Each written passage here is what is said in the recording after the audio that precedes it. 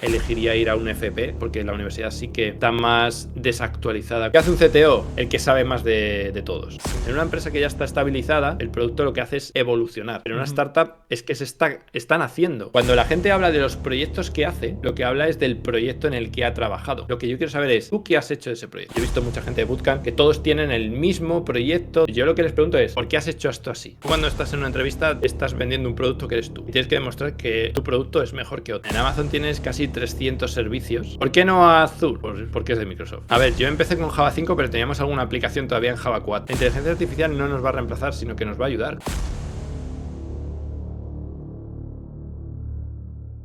Hola, bienvenida a Codcast, el podcast sobre programación y tecnología. Hoy tenemos un invitado que la verdad es que para mí tiene un perfil extremadamente interesante y creo que va a aportar bastante en este podcast, ya que su perfil no es solamente sobre programación, sino además tiene experiencia como siendo CTO y además tiene bastantes certificados en Amazon Web Service, y yo creo que realmente este podcast va a ser bastante interesante si estáis escuchándolo.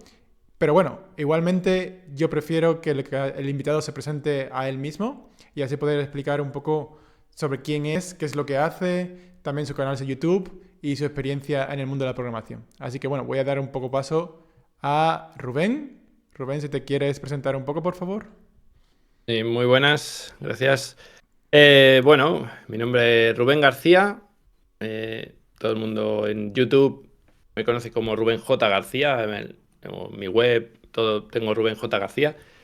Y sí, tengo un canal de YouTube en el que tengo contenidos sobre AWS, Amazon Web Services, en el que hablo desde cómo hacer las cosas más básicas hasta cosas bastante avanzadas. Y bueno, llevo 18 años más o menos en el mundo de la programación y el mundo de tecnología. He pasado por todos los escalones, desde empezar desde cero hasta llegar a ahora mismo que soy CTO. Y pues espero aportar aquí mi granito de arena en este podcast y que la gente pueda aprender algo. Pues muchísimas gracias de verdad por tu tiempo y por estar aquí. Yo te lo agradezco, la verdad es que bastante, y además siendo el segundo invitado. Y a mí hay una cosa que la verdad es que me gusta preguntar sobre cómo fue tu comienzo en el mundo de la programación. ¿Fuiste que empezaste desde la universidad o fuiste que a través del FP? O cómo, si puedes dar un poco de cómo fue Mm. tu primera experiencia en el mundo de la programación. Pues mis primeras experiencias fueron con 6 años, más o menos. Con mi madre empezó a estudiar Basic, es un lenguaje de programación súper antiguo.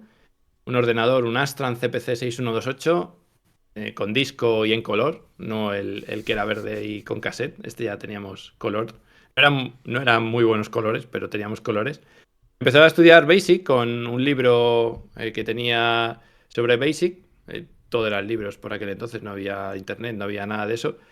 Y pues empecé a ponerme ahí con ella a ver lo que hacía, a ver cómo escribía las líneas de código y ver que eso empezaba a hacer cosas, el código, y me gustó. Empecé a cacharrear con eso y terminé haciendo mis juegos del ahorcado, juegos de muñequitos que se movían y tenían que ir cogiendo cosas por ahí.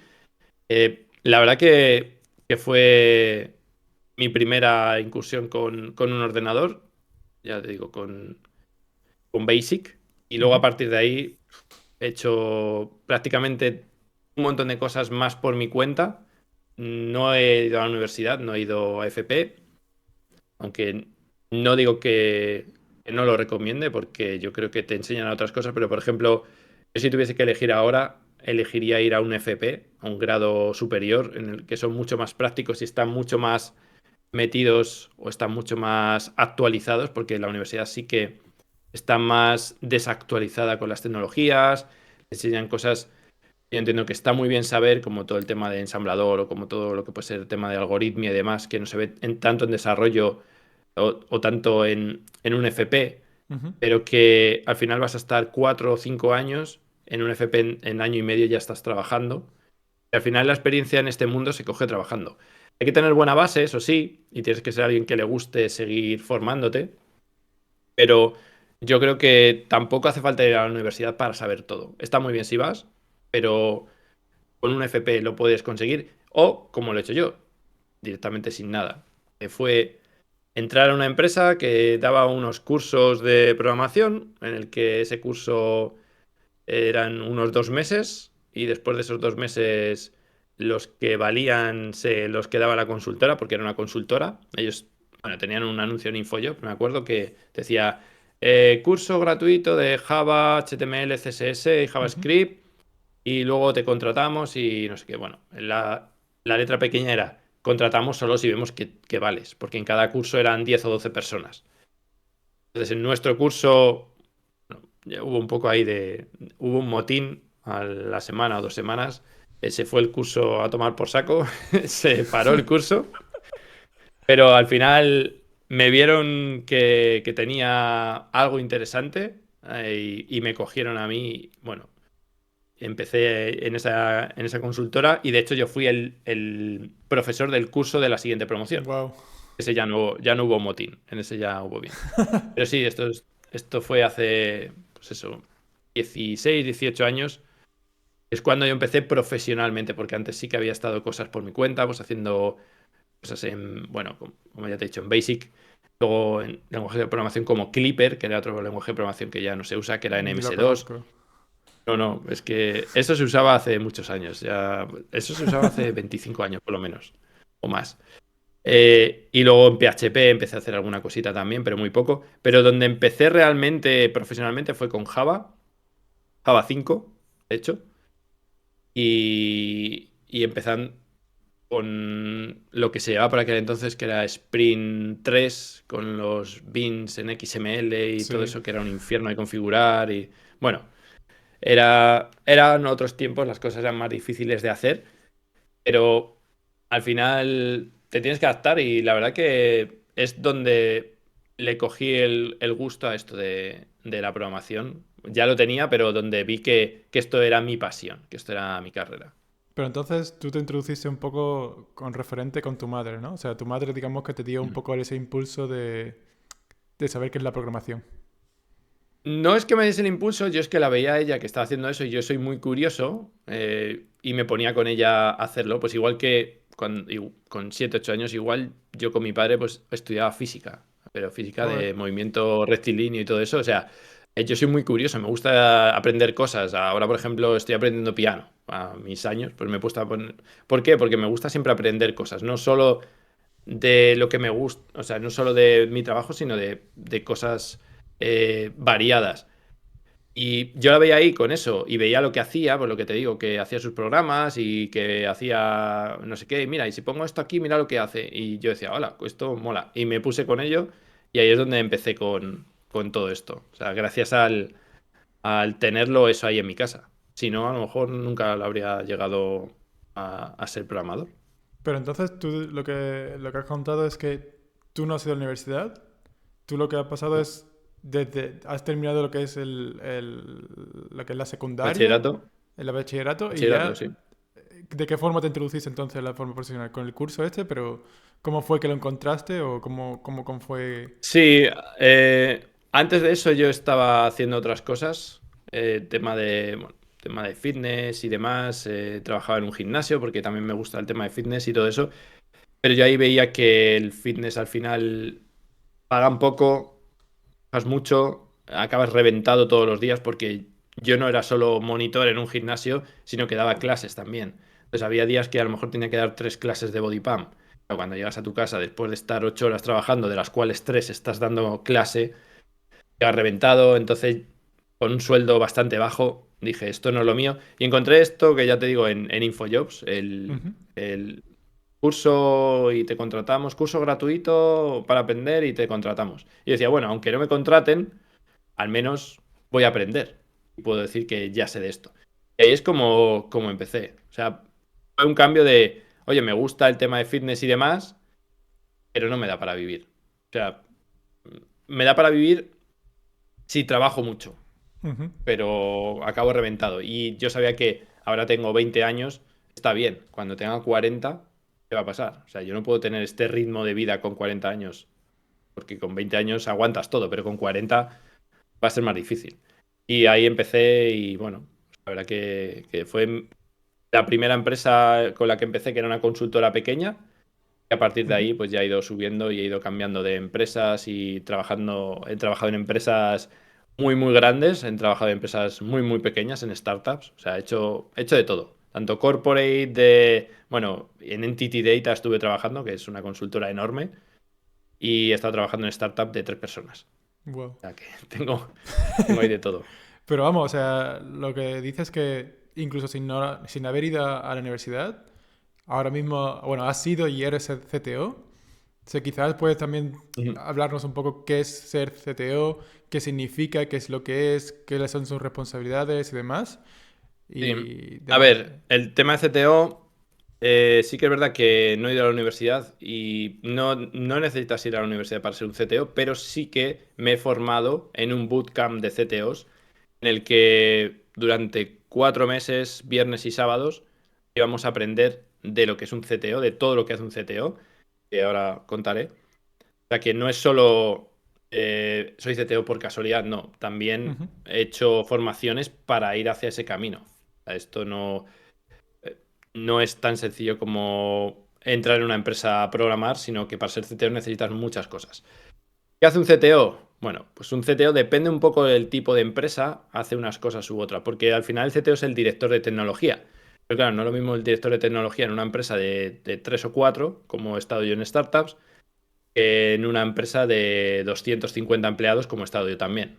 Ujú. Claro, las responsabilidades y las cosas son distintas. En una empresa, en una startup, cuando eres CTO, lo que vas a hacer es picar código como otro más y vas a ser un poco el referente técnico de la empresa. Pero ya está. Y luego, bueno, si tienes suerte y esa startup va bien, quizás si es un B2B, pues tendrás que hacer reuniones con clientes o tendrás que hacer memorias técnicas o cosas de esas. Pero lo normal es en un CTO de una startup que sea el que sabe más de todos.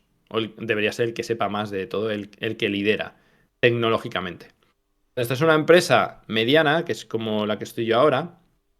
En mi empresa actual, yo tengo 2 equipos de programación, en total son unas 15 personas, y lo que hago es liderar tecnológicamente a esos equipos y además hacer de manager de los equipos también, ¿vale? En el que, bueno, pues tienes por una parte liderar tecnológicamente a estos equipos, pues dándoles la visión de hacia dónde tenemos que ir, qué servicios vamos a usar, si nosotros usamos AWS, pues qué servicios de AWS usamos, o cuál es la mejor forma de montar esta arquitectura, o cómo podemos hacer una arquitectura que sea resiliente y altamente disponible, todo este tipo de Ujú. cosas, eres tú al final el que toma esas decisiones, el que la va a poner encima de la mesa y el que va a marcar las pautas para que los equipos las sigan, ¿vale?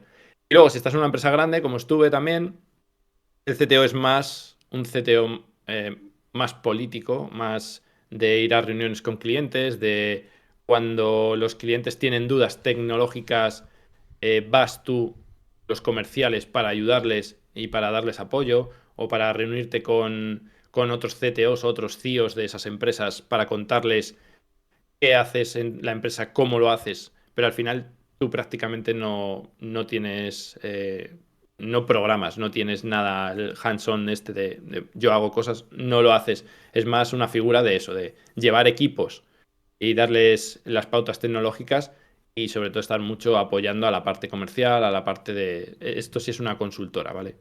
Ujú. La parte comercial y demás, para ponerles un poco ahí o apoyarles cuando necesitan cuando ellos no saben responder a otro CTO que le va a hacer preguntas muy técnicas de cómo hacéis los microservicios de no sé qué. Claro, eso no lo va a saber un comercial. Entonces el CTO va con el comercial y le ayuda a todas esas preguntas o te dicen, ¿cómo hacéis el tema de seguridad?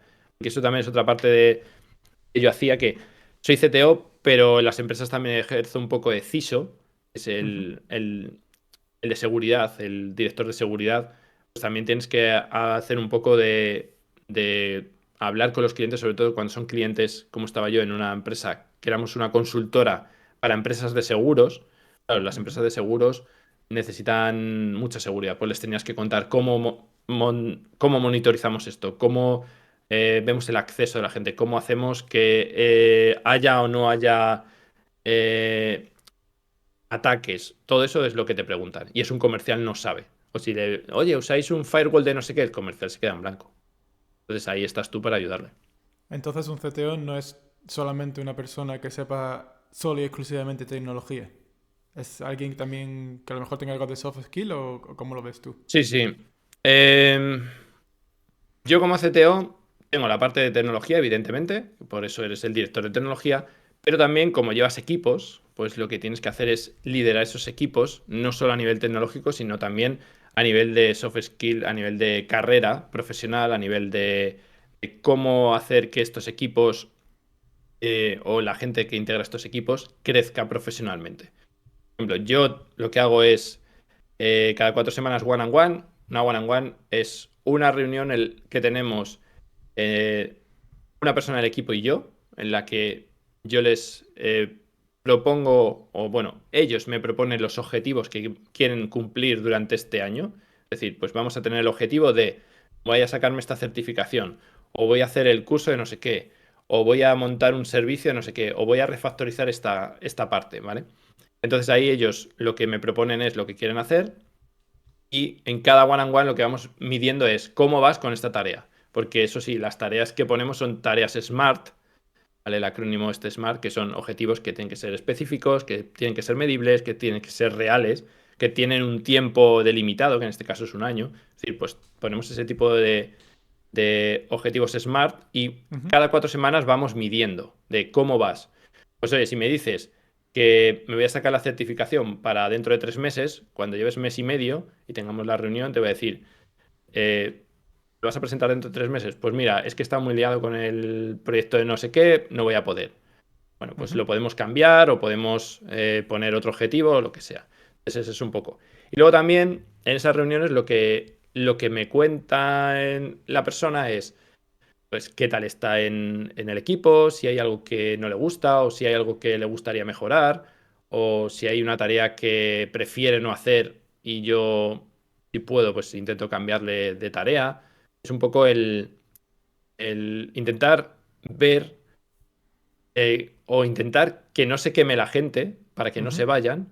Lo que intentamos es ver antes de que se queme una persona si tiene algún punto en el que esté quemado, pues no me gusta hacer esta tarea o no quiero estar en este proyecto o me gustaría aprender este tipo de cosas para que esa persona no llegue a quemarse y se vaya. Lo que intento siempre es, antes de que alguien me diga, me voy porque me ha pasado esto, saber qué le está pasando y poner remedio. Hay veces que no puedo cambiarle de tarea en medio de un sprint, a lo mejor, en medio de una funcionalidad, pero le digo, oye, después de esto te cambio. O a lo mejor me dice, me gustaría meterme más en este tipo de tareas y yo a lo mejor le digo, pues ahora mismo no se puede, pero en cuanto pueda yo te cambiaré. O sea, es un poco el tener eso presente y saber, pues es como cuando estás haciendo un software, si no lo mides, no sabes si el rendimiento es bueno o no. No sabes si tienes mucha CPU, tienes mucha carga de CPU o si te falta memoria. Y llega un momento en el que peta el software. Pues esto es igual las personas. Si no sabes lo que le pasa en su cabeza, va a llegar un momento en el que te va a decir, me voy. Y tú dices, ¿por qué? Es que llevo 3 meses que estoy jodido. Claro, si no lo has sabido, no has podido poner remedio. Entonces, lo que intento es poner remedio antes de que pase. Pero entonces lo que tú dices es que un CTO también no es solamente como alguien que sea súper bueno técnicamente, que sea todo lo que sea la tecnología en plan de programación, qué herramientas utilizar y demás, sino también que sea una persona que sea bueno en la comunicación, en cómo Mm. es tratar con personas y demás, o cómo es tu punto de vista. Sí, ahí, por ejemplo, en el bootcamp este de CTO que hicimos, pues había una parte que era la parte de recruiting, en la que también te enseñan a hacer eso de recruiting, ahora si quieres hablamos de eso, pero Ujú. también era una parte de las soft skills, de cómo manejar equipos técnicos, de cómo hacer este tipo de one-on-one, de cómo hacer este tipo de feedback, de cómo dar feedback a la gente para... Porque al final vas a llevar un equipo, no solo les vas a decir cómo hacer las cosas técnicamente, sino que pues, les tienes que gestionar el tema de pues, si necesitan vacaciones, pues yo se las gestiono. Entonces, pues también tienes que saber este tipo de cosas de cómo gestionarlo o de cómo hacer que la gente esté mejor en su puesto de trabajo dándole tareas que se asocian más a él. O hay tipos de perfiles, tipos de personas que son muy buenas haciendo una tarea pero que les gusta estar continuamente cambiando de tarea y aprendiendo cosas nuevas, pues también cómo hacer estas transiciones para afectar lo menos a la tecnología, pero que también la persona esté contenta. Porque a lo mejor tú eres muy bueno haciendo, yo qué sé, Java, por ejemplo, pero quieres aprender de AWS y como yo sé que eres muy bueno haciendo Java, te tengo todo el día haciendo Java, pero tú lo que quieres es aprender es AWS. Ujú. Entonces ahí hay que tener un poco el decir, bueno, yo sé que este es muy, muy bueno haciendo esto, pero le voy a poner a hacer esto porque si no, se va a aburrir y a lo mejor puede que busque otra cosa. Entonces, ahí es un poco lo que tienes que hacer con estos perfiles. Pero lo que también, o sea, yo lo que creo que también es que a lo mejor quizás un CTO no solamente, digamos, administrar equipos, sino a estar en una posición tan alta de la compañía, supongo que a lo mejor tendrá que tomar algún tipo de decisiones o responsabilidades con respecto a la compañía, ¿no? O de qué forma funciona más, Sí, claro. como de forma más abstracta. A nivel de compañía, evidentemente, el CTO es el director de tecnología, es decir, eres el director de un área entera. Hay el director, hay áreas de marketing, pues está el director de marketing. El área de finanzas, el director de finanzas. Tú eres el área de tecnología, tú eres el director, eres el que dirige ese área. Se habla mucho desde tecnología, en nuestro caso, con producto, ¿vale? Porque es una empresa de producto. Entonces, lo que tiene que hacer el CTO es estar al tanto de lo que quiere hacer producto, qué funcionalidades quieren sacar, para traducirlas a tecnología.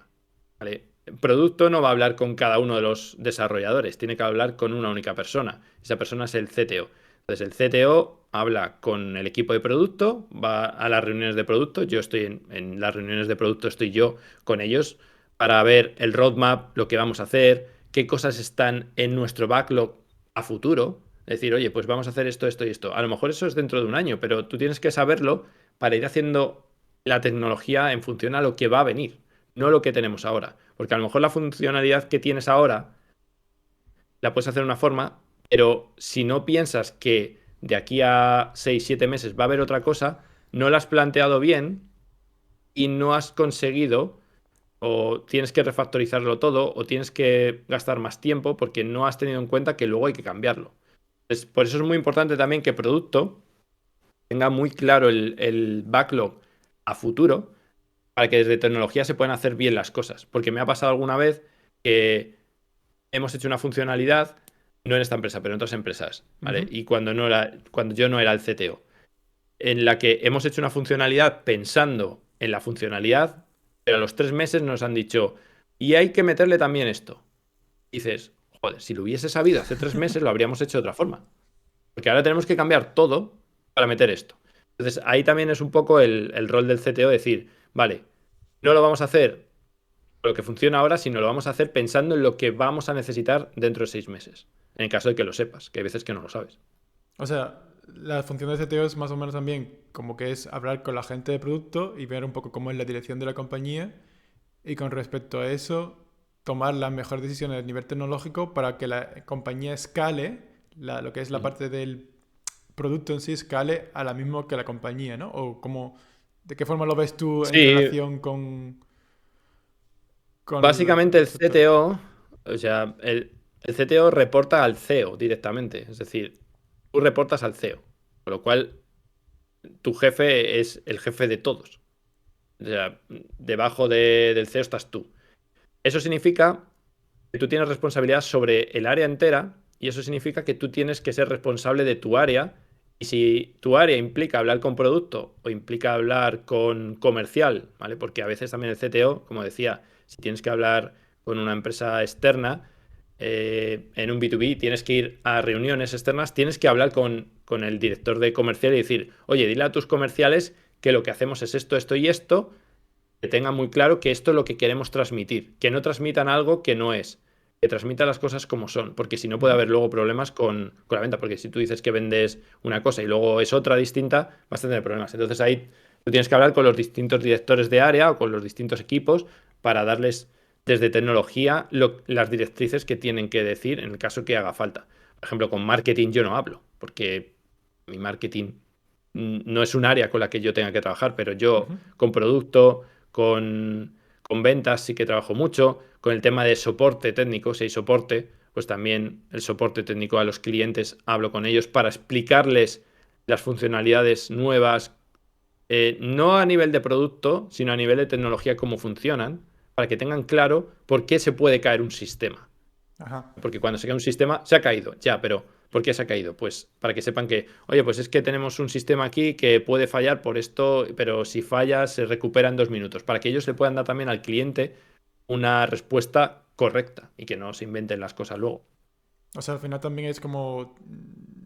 Entiendo que ahora mismo que estás en una startup, también es como la gente de producto toma decisiones en el cual tú tienes que ir como desarrollándolas y tomar las mejores decisiones posibles para implementarlas. En, en una startup es distinto, porque las startups, cuando... Las startups son muy... ¿Cómo decirlo?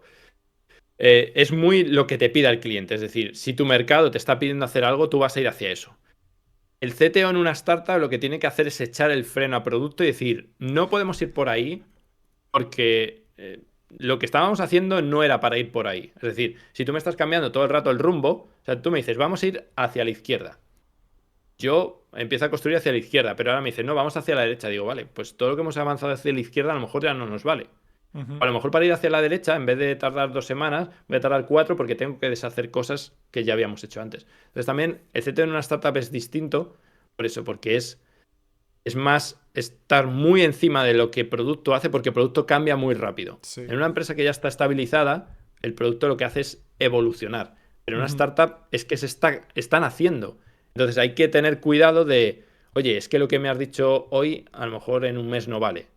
Dices, vale, y tú le dices, si le dices al cliente o si le dices, o si vas a meter esta nueva funcionalidad, que sepas que nos va a costar tanto tiempo. Porque ahora mismo lo estamos haciendo para no tener eso en cuenta. Pues también ahí hay que tener un poco de mano izquierda de cómo consigues hablar con producto, cómo consigues hablar con los stakeholders para decirle, oye, lo que estás haciendo nos va a retrasar mucho. ¿Lo podéis cambiar? ¿Podéis hacerlo de otra forma? O tú también incluso llegar y decirles, oye, en vez de hacerlo así, ¿por qué no hacéis esta otra cosa para que no tengamos que hacer tanto cambio desde tecnología y que lo podamos sacar antes? ¿O por qué no lo hacéis en 2 fases? La primera fase podemos daros esto rápido y la segunda fase la podemos hacer en 4 semanas o lo que sea, pero al menos tienes una primera fase que va a solucionar parte de lo que quieren tus clientes. Entiendo. O sea, al final es también un poco como lo que es la tecnología también va evolucionando y es un poco como un balance. Ujú. Sí, eres el advisor de tecnología, el que le tiene que decir, oye, si vamos a hacer esto, plantéalo hacerlo de esta otra forma. ¿Te Ujú. vale? Es un... Al final es una negociación con producto. Oye, tú me estás diciendo que queréis hacer esto, yo te digo que hacer eso nos va a llevar mucho. ¿Por qué no lo hacéis de esta otra forma? ¿Os valdría hacerlo de esta otra forma? ¿Os valdría que funcionase de esto? Porque a mí hay veces que te piden, oye, ¿te acuerdas que habíamos dicho que íbamos a hacer A, B y C? Sí, bueno, pues ahora resulta que vamos a hacer A, D, F. Vale, pues que sepas que ya habíamos hecho B. Entonces, si en vez de hacer A, D, F, podéis hacer A, B y hay un intermedio entre D y F, Ujú. quizás podemos reutilizar cosas, pero lo tendríais que plantear de esta forma. Y ellos empiezan a pensar y dicen, bueno, pues lo podríamos vender así. Ujú. Vale. O a lo mejor te dicen no. Y todo lo que habías hecho, lo tiras. Pero Vale. eso en las startups es distinto, porque las startups son... Tenemos que vender, tenemos que sacar el producto. Yo entiendo que es muy complejo. Ya si quieres vamos un poco más con lo que es el rol de CTO. Por lo que yo que entiendo es que tú has hecho bastantes entrevistas y estás bastante Ujú. acostumbrado. Quizás nos puedes dar un poco, porque siempre me están preguntando, sobre todo los perfiles que son más, que no tienen experiencia, de o sea, qué tienen, qué buscan lo que es normalmente en un perfil, qué forma es hacer una entrevista. Quizás hay una diferencia entre un perfil propio para una startup y un perfil para una consultoría. Quizás nos puede dar un poco como recomendaciones para las personas. Y a ver, yo aquí como eh, entrevistador lo que voy buscando es la actitud que tenga esa persona hacia lo que es el puesto, hacia lo que es la tecnología, más que la aptitud, es decir, más que sepas mucho, lo que busco es que quieras saber mucho, porque todo el mundo puede aprender, pero no todo el mundo puede tener las ganas de aprender. Entonces yo siempre busco perfiles que tengan esas ganas de aprender, que tengan esas ganas de seguir formándose, de seguir mejorando día a día.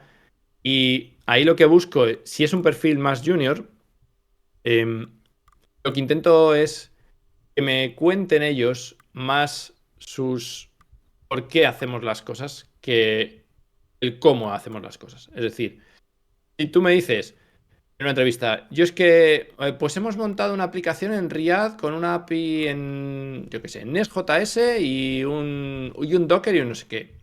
Ujú. Vale. Cuando la gente habla de los proyectos que hace, lo que habla es del proyecto en el que ha trabajado. Pero ahí lo que yo quiero saber es, ¿tú qué has hecho de ese proyecto? O sea, dime qué parte has hecho tú. O si tú no has hecho ninguna porque ya está montado, ¿qué hacías tú en el día a día? ¿Y por qué hacías lo que hacías? Es decir, ¿por qué tenéis React por un lado y Nest.js por otro? ¿Y por qué lo hacéis en Docker? Y por qué. Lo que quiero es encontrar la persona que me sabe explicar el por qué, no el cómo. Porque el Ujú. cómo te vas a Google y lo tienes. O te vas a ChatGPT y le preguntas, ¿cómo creo un Dockerfile? Y te lo va a decir. Pero el por qué tienes que crear ese Dockerfile es lo que tienes que entender. Porque si yo no sé que para atornillar algo necesito un destornillador y cojo un martillo, no voy a ser capaz de hacerlo.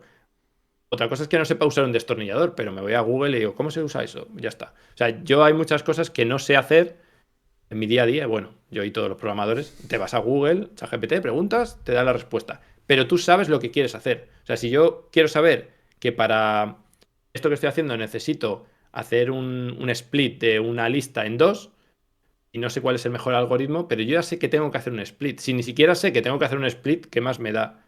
Eh, más me da tenerlo. Si es que no sé qué quiero hacer. Entonces, es mucho más importante el qué, saber el qué y el por qué, que el saber el cómo. Porque el cómo te lo puede decir un compañero, puede ser ChatGPT o cualquier cosa.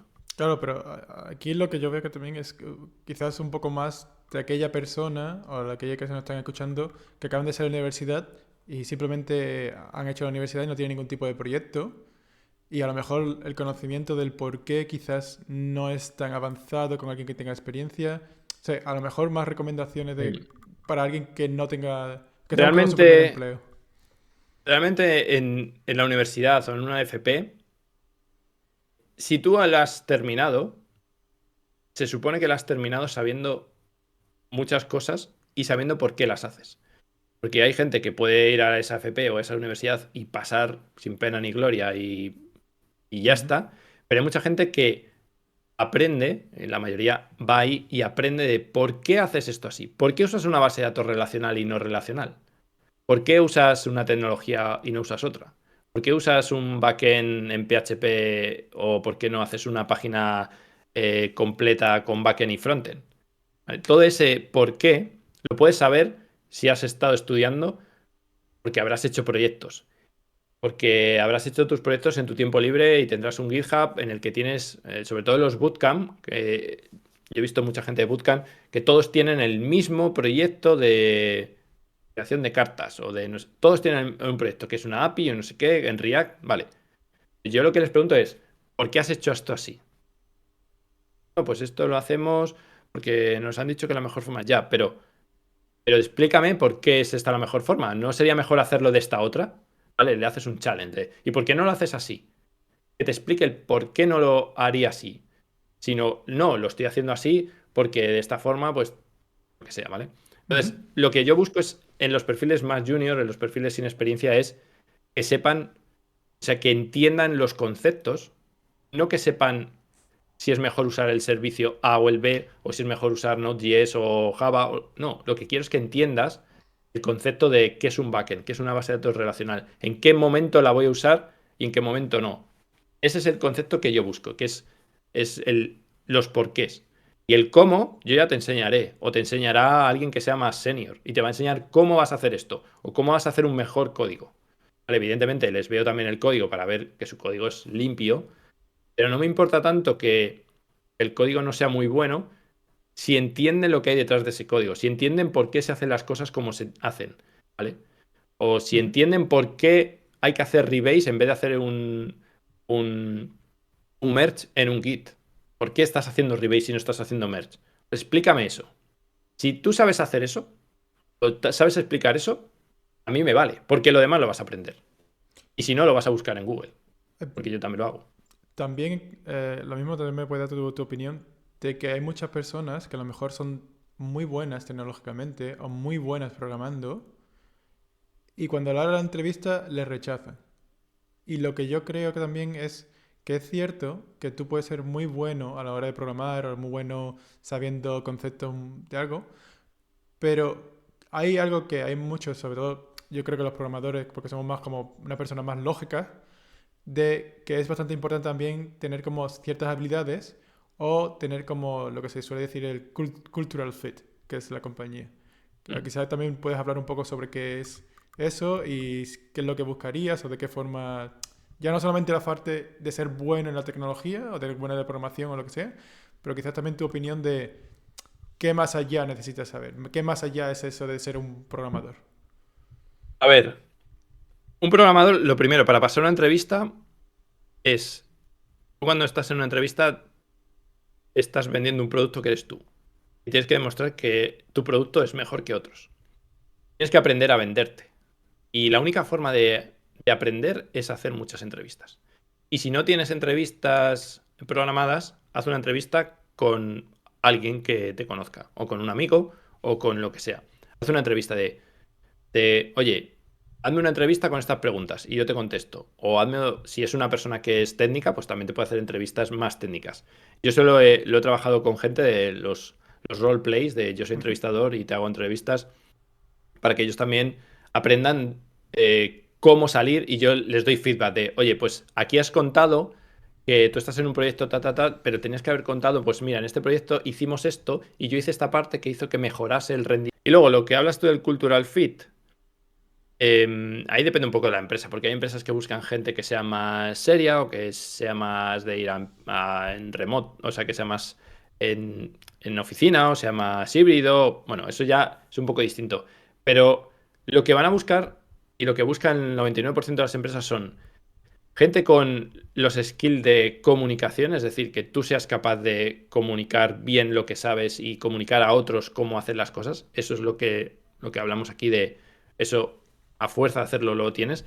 Si seas capaz de ser un jugador de equipo, es decir, los Rockstar están muy bien, pero no los quieren las empresas porque pueden ser gente que se cree que sabe todo, que se cree el mejor y Ujú. que luego no es un jugador de equipo y eso también desmotiva bastante a los demás, porque si tú tienes una persona que está diciendo, es que esto que ha hecho este es una mierda. Yo hay una cosa que tengo en mis equipos puesta y es, en mis equipos, la culpa no es de Pepe, la culpa es del equipo. Es decir, esto está mal hecho, lo hemos hecho mal. No lo ha hecho mal esta persona, lo hemos hecho mal. Está mal hecho, lo tenemos que mejorar. No lo ha hecho él mal, ¿vale? Porque al final, cuando alguien programa, primero, si no lo hace bien, tiene que haber pasado un peer review. Sí.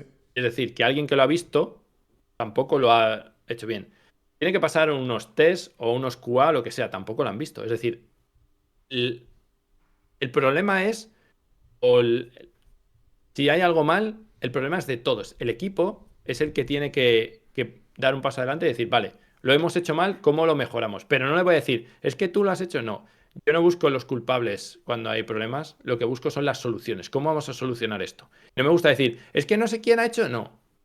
Esto se ha hecho así, se ha hecho mal, vamos a resolverlo. Y es mucho mejor eso que no el ir a por la persona concreta, porque al final esa persona pues, se va a sentir atacada o la gente le va a mirar mal.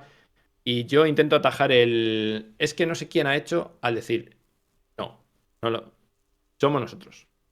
A veces es difícil porque hay muchos perfiles, hay mucha gente y hay muchos que les gusta como, no, yo no he hecho nada mal, lo ha hecho este mal. Sí. Pero al final, si eres un equipo, todo el equipo, cuando pierde el equipo, pierde en el fútbol, cuando pierden, pierden todos, aunque haya sido culpa del portero. Vale, el portero ha fallado, pero el defensa no lo ha parado, y el mediocentro tampoco, y el delantero no ha metido el gol. Es decir, hemos perdido todos. Pues aquí igual. Si hay una cosa que está mal, pues es un mal de todos, y lo tenemos que resolver entre todos. Pero entonces lo que me... O sea, una de las cosas también que es en la entrevista, ya sé, es algo más subjetivo, que es bastante importante que, digamos, el programador sepa comunicar de forma en equipo. Porque, bueno, no sé cómo fue tu Sí. experiencia, pero normalmente como que la gente piensa como, ah, sí, un programador. Estoy sentado en mi ordenador y me pongo los cascos y a mí yo no quiero hablar con nadie. O sea, ¿de qué manera puedes tú evaluar o de qué manera tú crees que ser una En una persona puede entrevista es ser? difícil. Ujú, O sea, eso sí, en una entrevista es muy difícil saber si esa persona va a ser buen trabajador o no en equipo, ¿vale? Hay a muchos que se les ve que ya van a ser malos. Eso también te lo digo yo. Enseguida les puedes ver que son malos, porque te dicen, no, es que en mi empresa anterior, pues esto lo hacían mal o tal. Si ya critican a la empresa anterior, ya es un red flag, ¿vale? Pero sí que es verdad que encontrar o saber que van a ser buenos comunicadores y demás es más difícil. O que van a trabajar bien en equipo, eso es más difícil de ver. Y no es sencillo. O sea, no te voy a mentir, eso no es nada sencillo. Pero también te la tienes que jugar. O sea, también tienes un instinto, ya cuando has hecho muchas entrevistas y has trabajado como yo en muchos proyectos, más o menos es un instinto de esta persona va a funcionar o no. Pues si le ves que si es muy, em, pues eso, que es muy introvertido, pues sabes que a lo mejor te va a costar integrarlo en el equipo porque tu equipo es más extrovertido y os gusta iros de caña todos juntos. Pues a lo mejor no es una buena persona, aunque sea bueno ujú. en todo lo demás. Pero eso te lo da la experiencia. Ya te digo que lo que buscan las empresas es actitud, trabajo en equipo y comunicación. Si tienes esas tres cosas, es bastante fácil que encuentres trabajo. Y Y bueno, existe, evidentemente, ser bueno técnicamente. y existe una diferencia entre, digamos, porque has trabajado en ambos sectores, entre una startup y una consultoría. O sea, digamos que es Sí. posible que el perfil pueda llegar a ser un poco diferente entre lo que busca una y otra a la hora incluso de hacer la entrevista. En una empresa de consultoría, importa un poco menos lo que es la parte de. No es que no lo quieras, pero te importa un poco menos lo que es el trabajo más técnico, porque suelen ser proyectos que no requieren tanto, a no ser que sean proyectos muy, muy punteros, no requieren tanto. Los equipos que se hacen en consultoras suelen ser, hay un senior, muy senior, que puede ser un Solutions Architect o lo que sea, y luego tiene gente que es más, digamos, digo yo, soldados rasos, ¿no? Que van ahí y bueno, con cubrir el expediente es suficiente. Cuando estás en una startup, pequeña sobre todo, necesitas gente que sea súper buena. Y hay veces que incluso te interesa tener un rockstar para que te saque el trabajo, aunque sea un estúpido, pero dices, es que lo necesito porque si no mi empresa se hunde. Entonces los perfiles son muy, muy distintos porque el trabajo es muy distinto. El trabajo en una startup prácticamente no tienes horas y estás todo el día haciendo cosas y estás haciendo mil cosas. O sea, eso también es distinto. En una consultora te necesitamos un programador en Java y eres programador en Java. A lo mejor te pueden cambiar un proyecto en Node, pero es un proyecto distinto. Pero en una o sea, en una startup que está empezando, vas a hacer sistemas, vas a hacer envío de emails a clientes, vas a estar contestando al teléfono casi, vas a abrir la puerta cuando venga el del paquete, vas a hacer todo. Te necesitan una persona que valga para todo, para programar, para desarrollar módulos de no sé qué, para infraestructura. Pues el perfil es muy distinto. Pues ahí a lo mejor sí que un Rockstar sí te viene bien, pero tampoco cuando crezcas deberías fomentar ese tipo de perfiles porque al final son lobos solitarios y que son muy arrogantes. Yo he conocido a alguno de ellos y sí, eran buenos, pero ¿a qué precio? Decías, es que nadie la aguantaba. Entonces tampoco merece la pena. O sea, lo que me dice también es un poco que en una startup lo que suelen buscar quizás es en un perfil más multidisciplinar, que sepa de todo, Sí. y en una consultoría quizás ese sea, aunque ya me puedes dar tu opinión, que en una consultoría es yo sé esto, pero solamente sé esto, pero lo sé muy bien. Si es.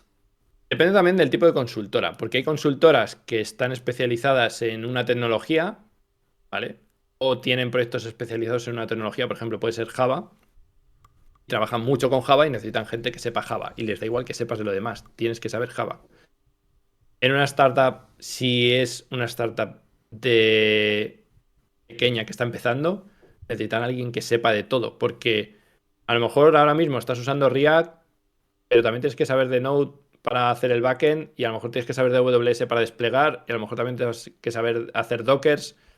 Es un perfil totalmente distinto. Pero las consultoras que yo he estado normalmente es buscamos programadores Java, buscamos programadores .NET. Ya está. No, es que ese React que no sé qué, me da igual, vas a programar en Java. O Sí. sea, no me cuentes eso. Y cuéntame cómo hacen las cosas en Java. Porque al final, en una consultora a ti te venden como programador Java en un proyecto. En el 90% de las consultoras. Y eres el programador Java que venden a 30 euros la hora, pues a ti te van a pagar a 15 o lo que sea, y ya está. Y ellos necesitan un programador Java. No necesitan que seas muy bueno. Porque si eres muy bueno, evidentemente vas a cobrar más, porque sabes más cosas. Pero ahí no les interesa, porque a ti te voy a pagar por programar en Java. No vas a hacer nada más. Ujú. Entonces, los perfiles son muy distintos. He estado trabajando en consultora 15 años y he estado en muchas consultoras, en muchos tipos de consultoras, y en la mayoría de las consultoras era, necesito perfiles de este tipo, solo, porque ese proyecto puede durar 4 o 5 años y solo va a ser Java. No se va a cambiar el proyecto. Ya una cosa también, porque también me suelen preguntar mucho sobre los certificados. Y yo he visto que tú tienes muchísimos certificados y me parece una cosa impresionante y no sé ni de dónde sacas el tiempo, la verdad. Pero siempre también me preguntan, es como, pero es importante sacarse el certificado de Oracle, es importante sacarse el curso de no sé qué, es importante... ¿Cuál es tu opinión también de los certificados, también de otras, quizás de otras plataformas que ofrecen cursos o incluso algún tipo de, ¿cómo se dice? Influencer que también tiene algún tipo de curso de programación? ¿Cómo lo ves tú? Yo, a ver, el tema de certificados, que por cierto, mañana tengo el último examen ya. Hostia. Ya no tengo que hacer ninguno más. El tema de certificados, yo siempre lo he dicho, prefiero una persona certificada a una que no. El certificado es, si me viene a mí alguien y me dice, sé de AWS, vale, pero si me viene alguien y me dice, sé de AWS y mira, tengo el certificado de Solutions Architect, uy, no está mal. Pero si me viene y me dice, tengo el Solutions Architect Professional, yo digo, a ver, este sabe de lo que habla, porque para sacarte ese certificado, es un certificado que es muy, muy difícil de sacar y es un certificado que tienes que saber muy bien lo que haces. Sí que es verdad que luego los certificados, pues es como todo, al final te los puedes sacar sin saber mucho o sabiendo menos, pero un certificado ya te da oye, al menos sabe de qué va. Yo me saqué el certificado de Java 6 Joder. hace 15 o 16 años y eran 2 libros así de tochos, eran unos libracos. Ahí te tenías que aprender la API de Java, de un array list, los métodos que tiene, era una locura y me lo saqué. Evidentemente, eso no significa que sepa programar más que otro, pero sacándote el certificado aprendes muchas cosas que no habrías sabido. O sea, había cosas que yo sabía porque yo no sabía cómo funcionaba un hashmap bien hasta que no me hice el certificado, porque te lo tenías que aprender bien de cómo los hashcode funcionan, de por qué los hashcode hacen una cosa u otra. Si no, tú no sabes ni qué es el hashcode, porque tú programas y si no eres curioso, no te preguntas, ¿esto el hashcode qué es? ¿Y para qué vale? Sin embargo, cuando te certificas lo tienes que saber, porque si no, no lo pasas. O cómo funciona un array list por dentro, o cómo afecta los stream en no sé qué. O sea, hay muchas cosas que tienes que saber que si no te certificas no lo vas a saber. Por eso, los certificados para mí no son imprescindibles, Ujú. pero si alguien tiene un certificado, yo le voy a valorar mucho más que si no lo tiene. Y si son certificados, yo te digo los certificados, hay algunos certificados por ahí. El certificado de Python, que te has hecho un curso de 2 horas. Eso no me vale. Pero si me sacas un certificado Oficial. de oficial de Java o de AWS o de Google o de Azure, esos certificados a mí sí me valen porque son certificados que cuestan además dinero, ¿vale? Porque un certificado de algo que no cuesta dinero lo hace todo el mundo. Pero un certificado de que cuesta dinero y como el de AWS que cuesta $300, eso es que estás comprometido con lo que estás haciendo. Pues si no, no te lo sacas. O sea, si tienes como yo, que tengo 8 certificados, el barato son 100, los Associate son 150 y los Specialty y Professional son 300. Empiezas a echar cuentas y dices, oye, esta persona se está gastando $3.000 en certificados, va en serio. Sí, Ya quiero solo por aprender. eso ya, claro, ya es alguien que se lo está tomando en serio. Si te sacas un certificado de lo que sea gratuito en esto, pues bueno. Sí, pero no tiene validez porque no es lo que dicen siempre de los cursos gratuitos no valen para nada, porque no los haces. Los empiezas porque son gratis. Pero si cuestan dinero, solo los vas a comprar si realmente los quieres. Por eso a mí no me gusta Udemy, porque Udemy todos los cursos te cuestan 3 o 4 dólares. Por 3 dólares te compras el curso y luego no lo haces, Ujú. porque no pasa nada. Pero cuando tú te comprometes en un curso que te cuesta 300 o 500 euros, ahí sí que lo vas a hacer, porque eso te va a doler y lo vas a aprovechar. O a lo mejor no lo aprovechas, pero el 95% de la gente lo va a aprovechar. Pues igual un certificado. Si te va a costar 300 dólares cada certificado y me vienes con 7 certificados, te digo, esta persona se lo está tomando en serio. Pero entonces también ya hay también cursos que también me preguntan de, oye, ¿este curso de esta plataforma es bueno?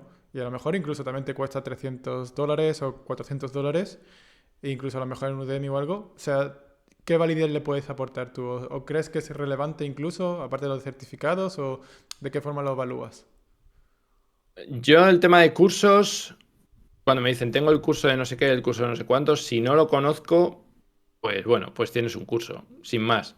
Claro, si me dices que tienes el certificado de Cisco de no sé qué historias, o que tienes, o que has hecho el curso de Cisco de no sé qué que cuesta 3.000 dólares, pues es distinto. O sea, cursos hay muchísimos. Yo en mi canal tengo cursos gratuitos que doy bueno, en 3 4 días.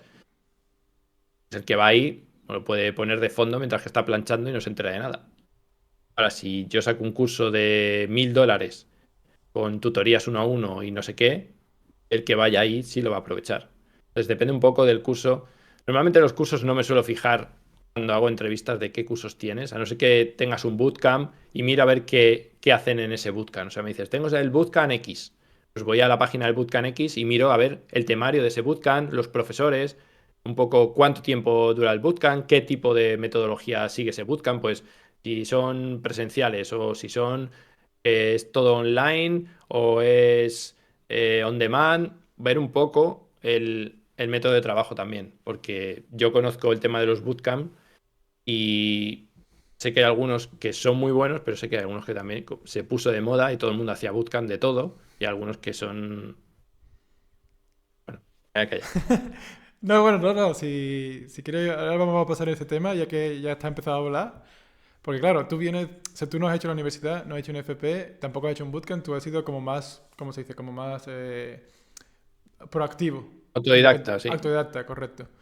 Pero claro, ahora viene aquí, digamos, la pregunta, ¿qué crees, o sea, cómo lo ves entre las personas o los programadores que han sido autodidactas, universidad, FP, bootcamp, tus recomendaciones? ¿Qué piensas sobre cada uno de los, digamos, de las rutas? Yo ya te he dicho que yo solo pienso en la actitud que tenga y en la entrevista lo que me cuente y cómo razone sus respuestas. Me da igual que vengas de un bootcamp, porque a lo mejor has sido el número uno en ese bootcamp y lo has aprovechado al máximo, y a lo mejor alguien de universidad se le ha pasado la universidad de borrachera y sacando 5 raspados y eres ingeniero por la universidad de no sé qué, y luego resulta que no tienes ni idea.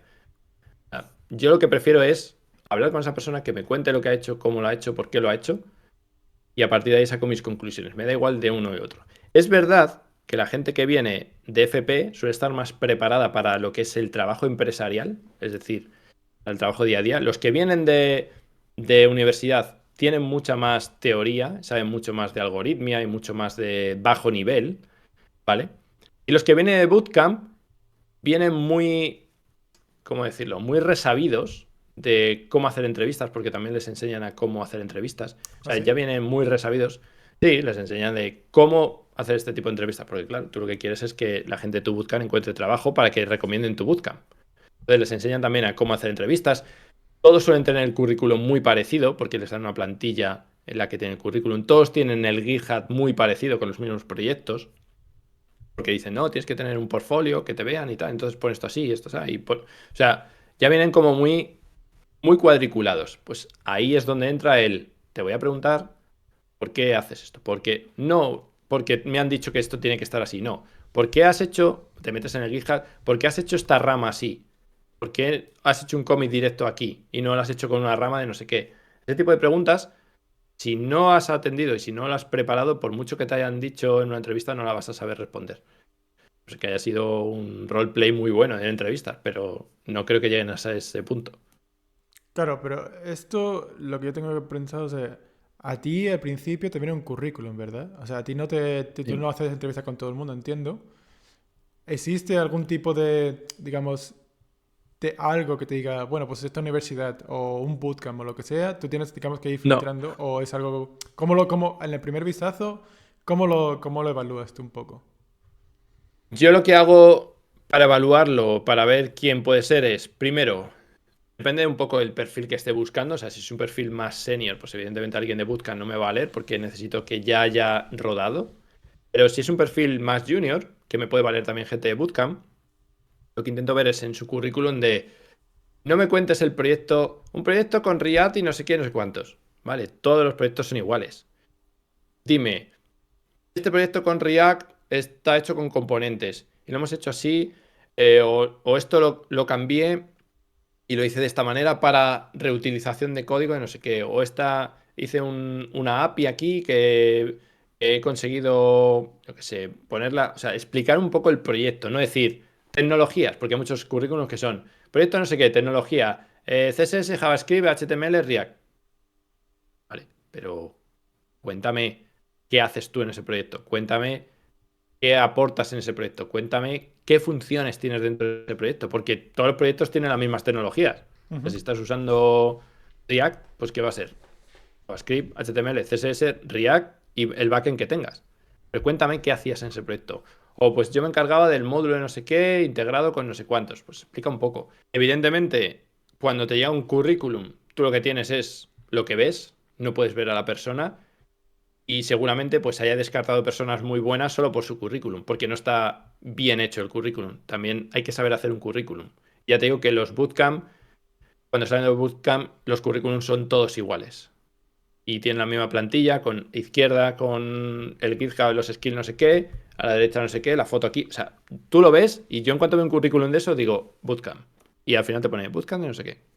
Es que los dan las plantillas para, tú echa esto que, vale, yo entiendo que eso funcione, pero yo lo que quiero es algo que me diga lo que has hecho porque lo has hecho. Y si es un proyecto tuyo, que no puedes decir mucho más porque es tuyo, pues dime, cuéntame algo de ese proyecto, de por qué lo has hecho así, por qué se hace eso así. O sea, darle un poco de tu personalidad. No, no me cuentes lo mismo que, porque es que tengo 100 currículums iguales. ¿Por qué te voy a elegir a ti? Pues a lo mejor lo que hago es elegir en función de si estoy contratando para mi equipo de Madrid, aunque sea en remoto, priorizo a la gente de Madrid porque digo, a igualdad, necesito algo que me descarte unos u otros. No puedo entrevistar a 100 Ujú. personas. Claro. Pues voy a entrevistar a los de Madrid porque si quiero que vengan a Madrid, los tengo más cerca.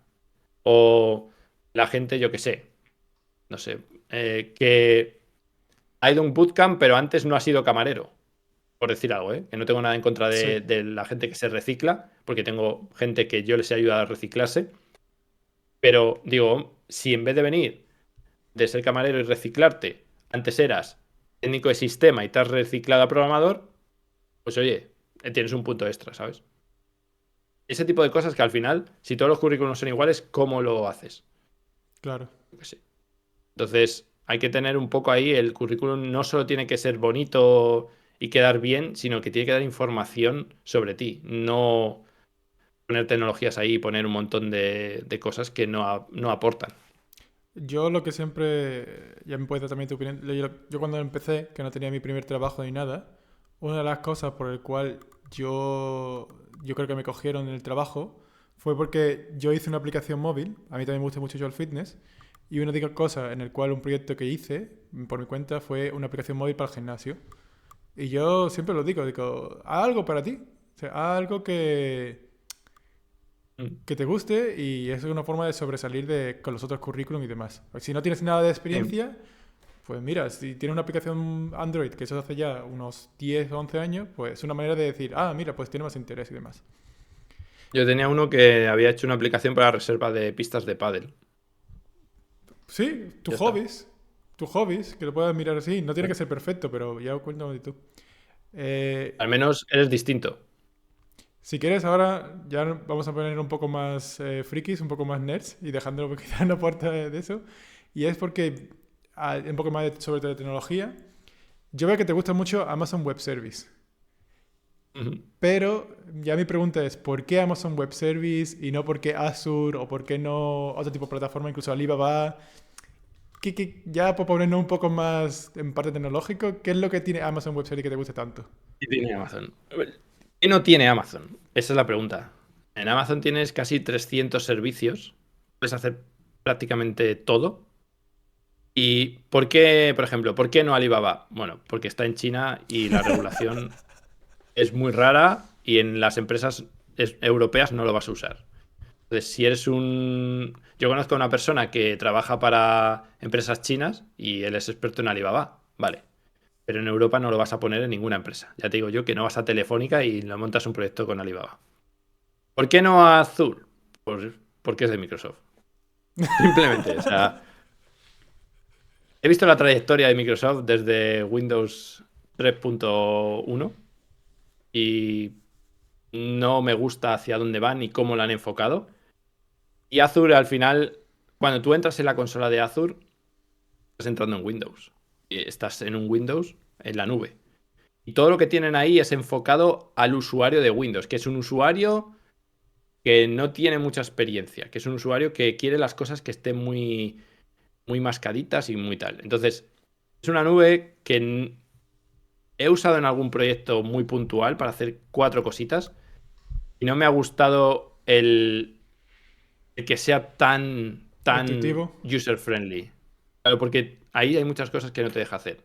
Supongo que luego si vas a bajo nivel lo podrás hacer, igual que con AWS, pero le faltan cosas que AWS tiene, siempre va un paso por detrás de AWS. Cuando AWS saca un servicio nuevo, detrás va Azure, menos con la inteligencia artificial que lo hicieron antes, pero no lo hicieron antes, sino es que AWS lo estaba probando en betas internas para clientes y no lo había puesto todavía porque estaban esperando a noviembre, al reInvent, a diciembre, perdón.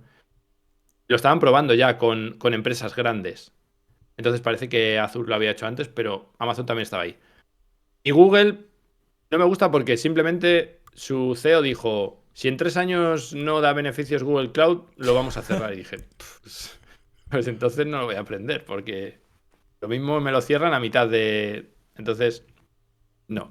Con AWS, ya te digo, con los 300 servicios que tiene, puedes hacer todo lo que quieras, tienes un montón de información, es la nube más grande del mundo, la que más empresas usan, la que más factura, la que más se gasta en desarrollo, la que más avanza, la que más funcionalidades saca. Yo tengo el feed de AWS News y todos los días hay 10 o 12 cosas nuevas. Sí, sí. Todos los días. Entonces, eso significa que están ahí trabajando mucho. Tienen equipos en todo el mundo desarrollando nuevos servicios, los servicios que existen mejorándolos, cada vez se integran con más. Entonces, yo creo que AWS a día de hoy es imbatible. Dentro de unos años no lo sé.